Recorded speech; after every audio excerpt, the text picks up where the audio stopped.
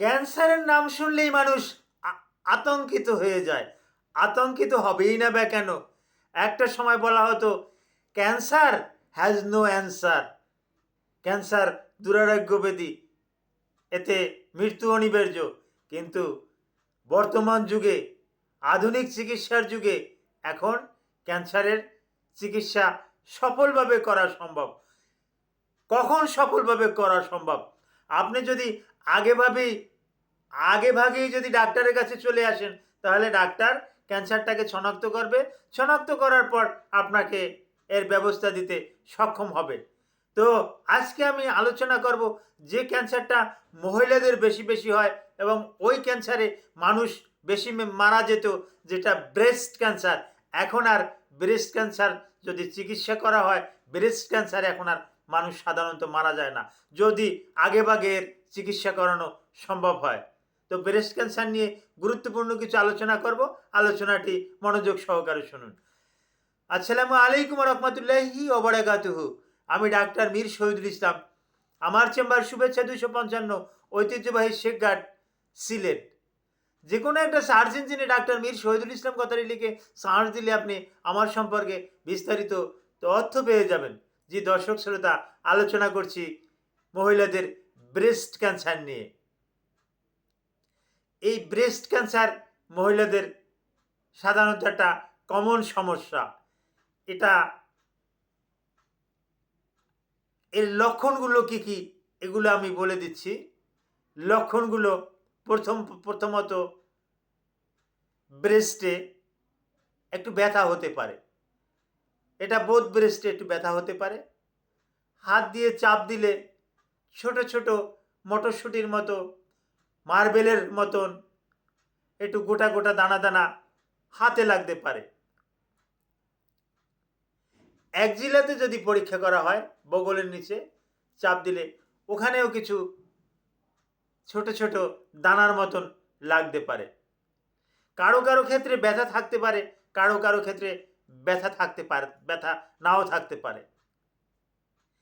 স্তনের আকার চেঞ্জ হওয়া, দুটো ব্রেস্ট হঠাৎ করে দেখা গেল ডান পাশের ব্রেস্টটা একটু নিচের দিকে ঝুলে আছে, বাম পাশেরটা স্বাভাবিকই আছে, বা বাম পাশেরটা নিচের দিকে ঝুলে আছে, ডান পাশেরটা স্বাভাবিক আছে। এটাও একটা লক্ষণের ভিতরে পড়ে।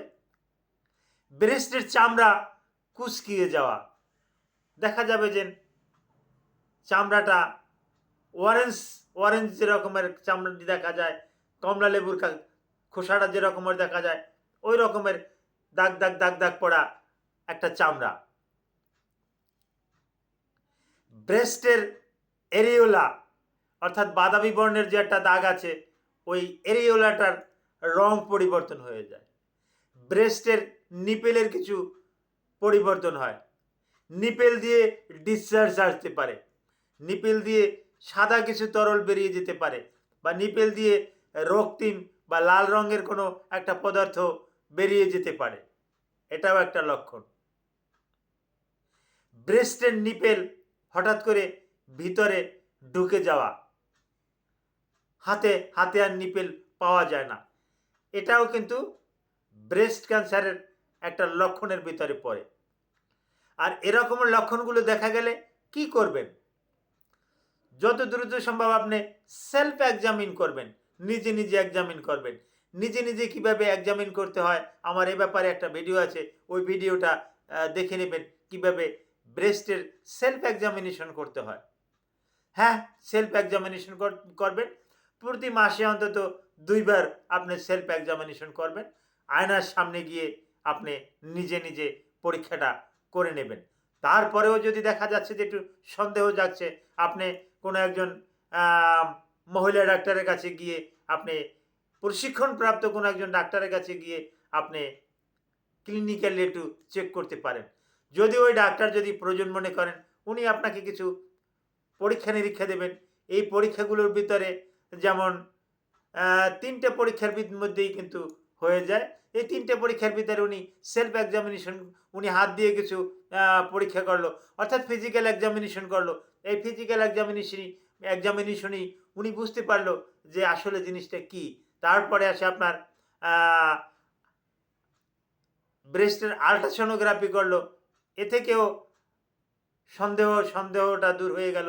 তারপর আসে ম্যামোগ্রাফি। তবে সাধারণত যাদের বয়স 25-এর কম তাদের ওই ম্যামোগ্রাফিতে ভালো একটা আসে না। আর ম্যামোগ্রাফিটা মূলত একটা ভালো মানের একটা এক্স রে, আর কিছুই না। ম্যামোগ্রাফি একটা এক্স রে।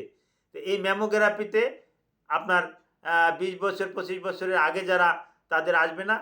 30-35 বছর যাদের বয়স, তাদের কিন্তু আবার ম্যামোগ্রাফির রেজাল্টের উপরে কিন্তু আমরা বেশি একটা প্রাধান্য দিয়ে থাকি।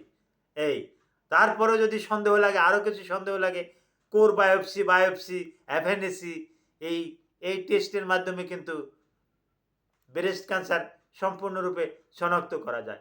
আর ব্রেস্ট ক্যান্সার শনাক্ত হলে এর এখন ভালো চিকিৎসা আছে। Thank you all.